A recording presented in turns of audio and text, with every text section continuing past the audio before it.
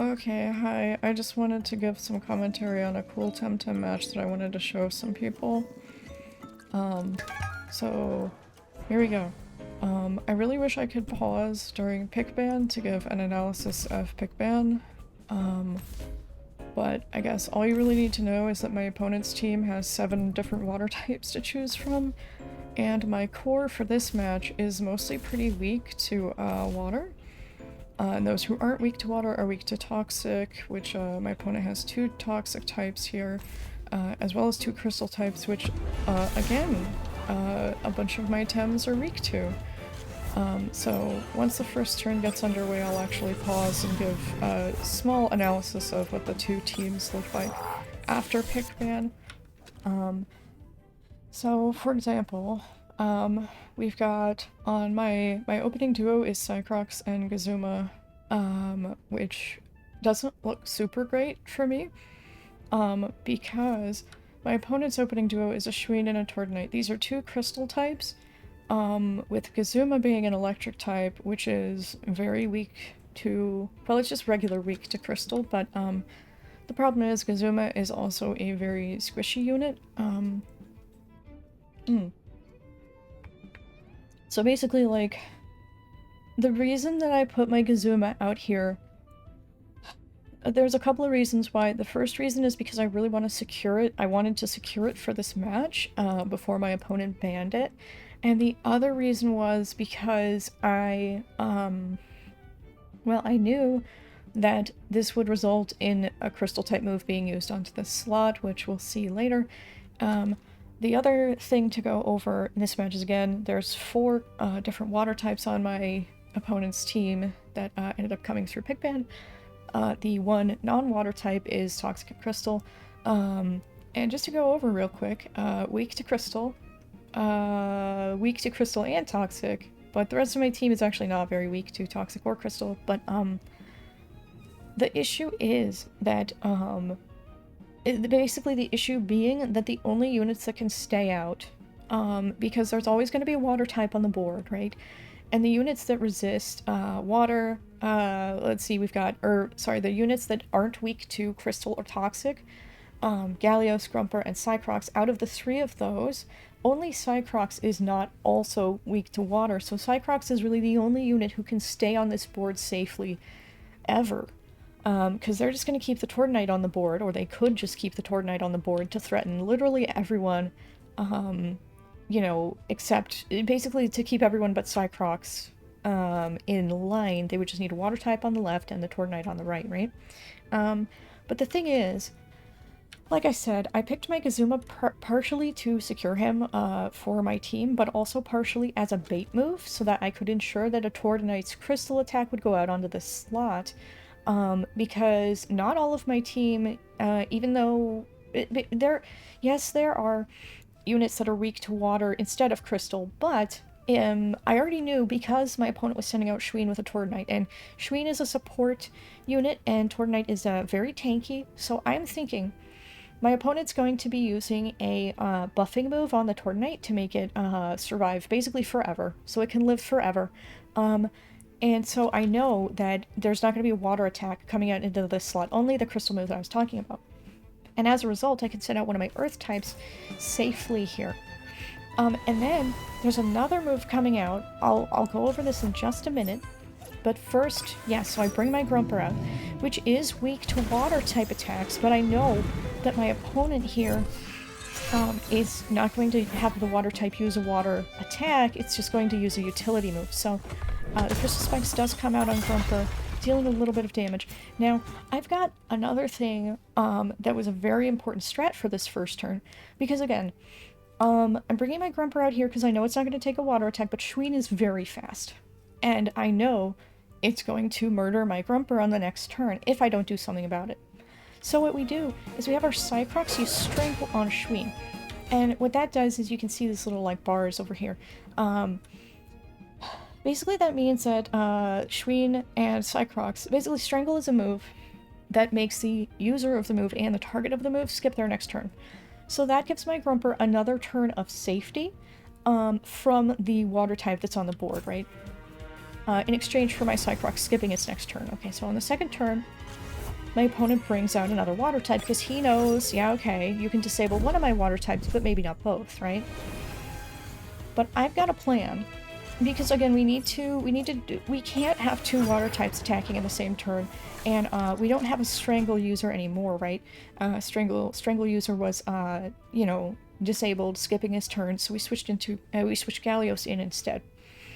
The thing about Gallios is he's mental type, and a core part of my Grumper's gimmick is that he uses a move that when used with a mental ally, and you'll see it's giving it a little bit of power, it puts the enemy to sleep. So the Shween was already going to skip its turn, but this is making it skip its following turn as well, due to the 2 turns of sleep. And the other thing is, so, let me get a drink of soda. The other thing is, this Gallios needs to be on the board. Because I know, so Tornite is going to be a defensive powerhouse. What can we do to kill it? We could use some wind moves from Gazuma, but that's not safe because crystal moves from Tornite can kill it. Also, it has increased special defense. Gazuma's a special attacker. We probably would not be able to get through its defenses, even just right now when it's only buffed up a little bit. Again, we do also have Earth-type moves, but those aren't safe to use either because there's so many water types on the enemy team, and again, its defenses are so high. However, the way I build my Gallios, this little purple guy, is essentially with true damage that pierces the enemy's defenses effectively and deals either flat amount of damage or percent HP amount of damage. So we need to keep this guy alive, and we need to have him on the board so that he can kill the Tornite and get set up, right? The challenging thing about Gallios is he is part Earth type as well. He's mental and Earth, and the issue with that, right, is, again, 2 water types on the board right now. So basically, that's one of the reasons why we slept the Shween over here. Also, a key thing to remember about Gallios is it has, whenever it comes out on the field, it gets 6 turns. It's already counted down once, so it's 5 now. But it gets 6 turns of the Doom status effect, which after the end of the turn counter will kill it. However, due to Gallios' special passive trait, it actually resurrects when dying due to the Doom status effect. So basically, it's a ticking time bomb, and we needed to get it on the field safely so that it can do its thing. So that it can, you know, explode. Because when it resurrects, it also deals damage to the enemy team, and that's huge. Anyway, here's some flat damage attack coming out onto Shween. And the fun part about that attack is it doesn't wake up the opponent. Normally, when you hit a sleeping opponent in Temtem, it wakes up. So, now on this next turn, I know Gario is usually pretty slow, so we're going to go ahead and hypnotize it, which will set it to sleep. And then most likely Shween is going to go ahead and use an aggressive move. Oh, a Quartz Stir. Okay. Yeah, and this traps our team. It gives a trap status effect, which my opponent has a plan in mind for this. But more importantly, we're going to go ahead and use Nightmare Feed, which decreases the opponent's HP by 30% and gives it back to Gallios. So he's a lot safer, back at 100% HP. The issue here is that my opponent is going to apply a second status effect to my Gallios, and you can only have 2 status effects on your, it's a third status effect. You can only have 2 on your, 1 tab at once. So we have Doom here, then we have a turn of Trapped still, and then my opponent is about to put a turn, or a couple of turns of, Poison on Gallios as well. And when you already have 2 status effects, and you get a third one, it just pushes the last one off of your status bar. So that's actually a problem, because yes, the Doom would kill my Gallios, but it would also make it resurrect at full HP and deal damage to the enemy team, so it can no longer do that. So what I actually do here is I think, yep, I retreat it, I have a retreat, and we bring Cycrox out, because I know my opponent's going to go for the kill on Gallios now with water moves. So first of all, I'm hypnotizing the Calibus because the Calibus is also Toxic type, which is good against Kinu. I don't want Kinu to die yet. But the Water Cannon does go out onto the Cycrox, and it deals no damage because my Cycrox has the Water Synthesizer trait, which makes it heal instead of taking damage from Water-type attacks. It's also Toxic type, which means it can't be poisoned from that attack. Now, we retreat Kinu because I highly doubt my opponent is going to be using a Water-type move on that slot, because Kinu resists water, right? And that's who was in that slot before. Alright, so it's safe-ish for Grumper to come out. And then, so Calibus has been asleep for a couple of turns. And this is actually a really cool interaction, where Strangle, the move from before, which makes you and the target skip your next turn, so that goes out last after all other moves. So Calibus was asleep, skipped its turn already, and then we wake it up with Strangle. Yes, it's awake, but it skips, it's already wasted its turn by being asleep this round. And yeah, so it's just gonna skip 3 turns in a row, essentially. Yep, Alright, and we're retreating Cycrox here, because I know that my opponent... Actually, hold on, this is really interesting. I forgot to... Okay, yeah. Okay, so this is actually a very safe situation to bring Gallios out into. Because again, it doesn't have much HP, it needs this Doom counter to tick down to 0 to resurrect itself at full HP, right? It needs that to happen. However, we know that the Schween is pretty slow. We know that Grumper is going to go first. It's going to be able to sleep it with a slowdown. And we also know the Calibus is skipping its turn, so that's 1 free turn that the Gallios gets its Doom counter to tick down, right?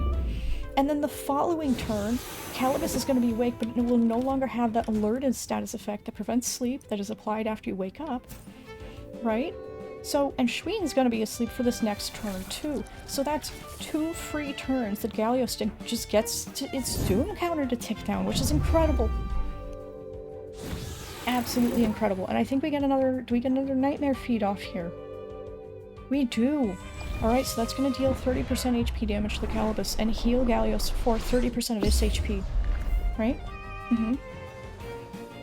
So my opponent completely skips this turn, essentially. Now, Schween is awake here. It is awake. However, we're switching Grumper for Kinu here for reasons that I don't recall. However, the thing is, yes, Schween is going to get an attack off, but the Schween is really slow at this point. It's got speed -2. And Gallios has a move called Selfless Ruination, which not only gives a...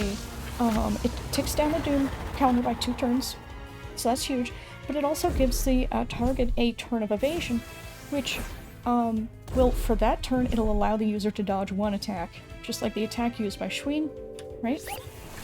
And now at this point, first of all, the Schween is no longer alerted, so we could sleep it if we wanted to.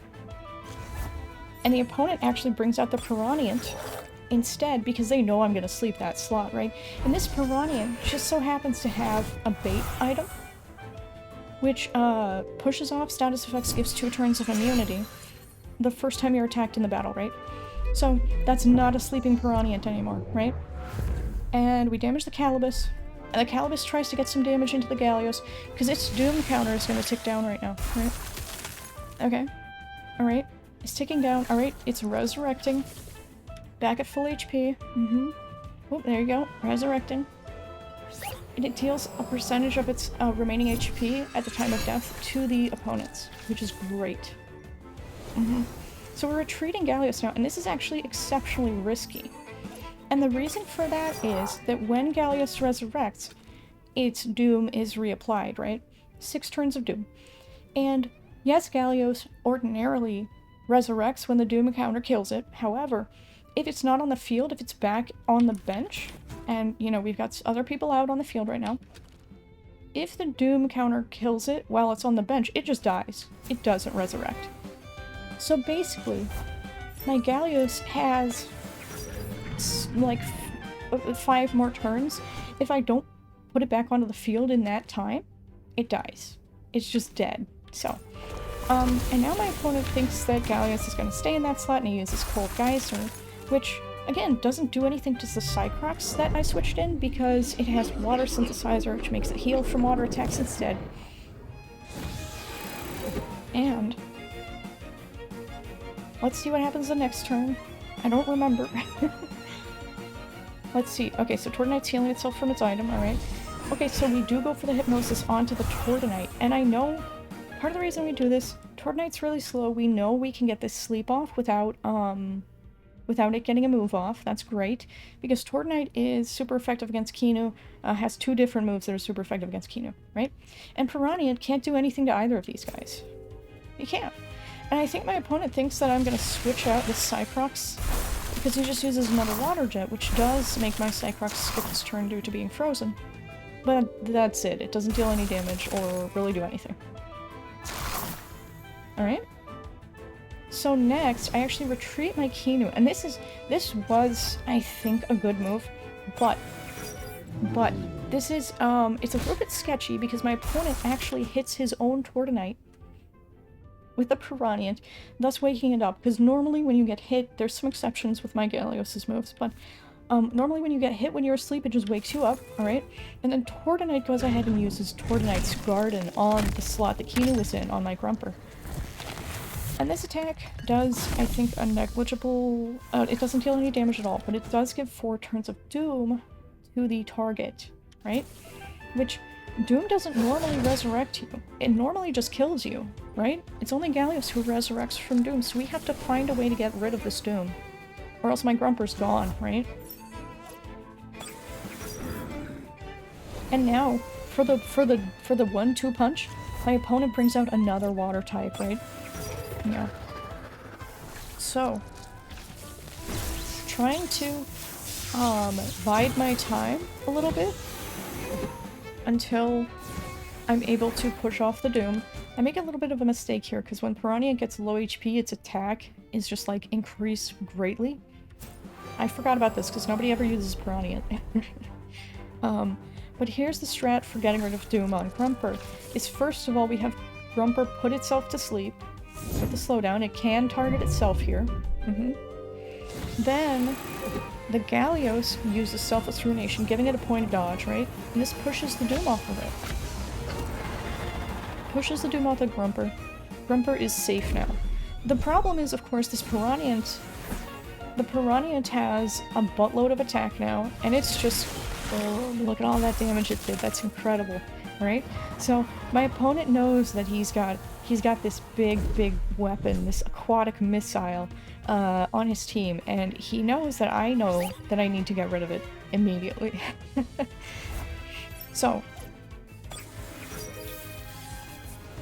we're going to withdraw the Grumper. We send out the Gazuma as well, and we're sending out a Cyclops here to absorb another water attack, right? Because Grumper, again, is weak to water. My opponent's probably wanting to hit it with a water move, so there you go. Right? Has the person onto the Tortonite slot because I needed... well, it was the, what's it fucking called? The Piranha. It was a Piranha. And, my opponent knows that I needed to hit that slot because it was just too threatening, so they send out something that resists the electric moves, right? Now I have to withdraw Gazuma because it's too weak to Crystal, so I send Grumper back out, hoping that my opponent won't use a water move in that slot, right? Or wait, no, because we're killing Calibus here. Yeah, I knew we could kill Calibus here, so that was actually a safe move. Relatively speaking, aside from the fact that the opponent after this turn has Tortonite's Garden up, and I wasn't sure if it did or not, and that's really rough, because,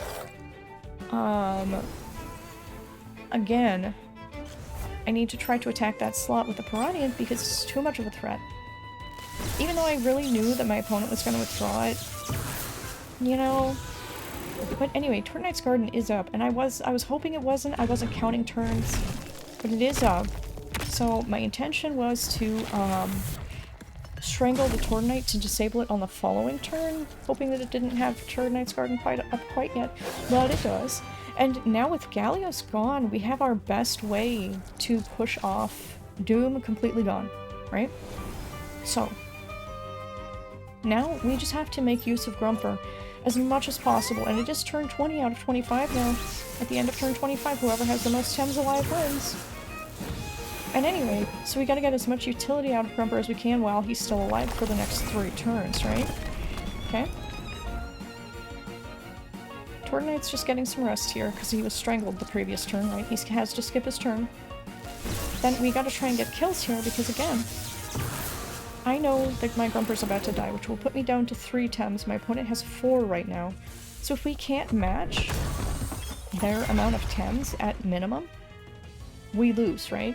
And we only have 4 more turns to do stuff. Okay? So I'm just trying to get as much damage out as possible. And yes, I'm going to be able to kill this Gario this following turn. Clayball does come out. damaging the Grumper, which... Not sure why they did that, because Grumper's gonna die anyway. Alright, and Hypnosis comes out onto the Tornite. Because we really don't want the Tornite to get any crystal moves off onto Kinu either, or, God forbid, a toxic move. And you do get the kill on the Gario, which my opponent really should have sent their Schween out instead, but whatever. Maybe they... I don't know. I guess it's fine. Well, it ended up being fine for me, at least. So my Grumper does go down from the Doom, right? Alright, Tornite's awake now. And Gazuma is coming out. Gazuma, like I said, very weak to Tornite's Crystal-type moves. Schween also has Crystal-type moves. Kinu is also weak to Crystal, by the way. This is looking very sketchy, except for the fact, first of all, we're dealing damage just to Schween. However, notice that the Tornite's special attack is -2 now, because of the Denigrate move that Kinu has been using repeatedly, right? So that's a crystal move that hits both of them from Schween. And then, if I remember right, that's a crystal move from Tornite as well, and this is a third Denigrate, which is going to reduce the Tornite's special attack even further, right? Okay, so that'll be special attack -3. And now it's using... Oh, it uses Rotten Goo. Right, I forgot about that. So that's a toxic type move. But it's also a special attack, so because Tornite's special attack was reduced so much, that deals a lot less damage. Right, and we go for the kill on the Schween, and we get it. Right? And I know we can't kill this Tornite, but turn 25 is coming up. Turn 25 is coming up, and I just revitalized my Gazuma, trying to make sure that it lives through whatever my opponent throws at it, right? There you go. A lot less damage than it would normally deal, thanks to the reduced special attack. And now it's just my opponent's Piranha on the final turn with their Tornite, right? Final turn, so we're able to kill the Piranha. And we still... I think Kinu's gonna die here, but we still have 2 Tems, and my opponent's gonna only have 1, right? Oh no, I hypnotized the Tornite as well, so they can't even kill Kinu. I forgot about that. But anyway, so that is my win. And that was pretty much this match. I just really wanted to give commentary on this, because it was such an insane match. An absolutely insane match. So, thanks for watching. Bye!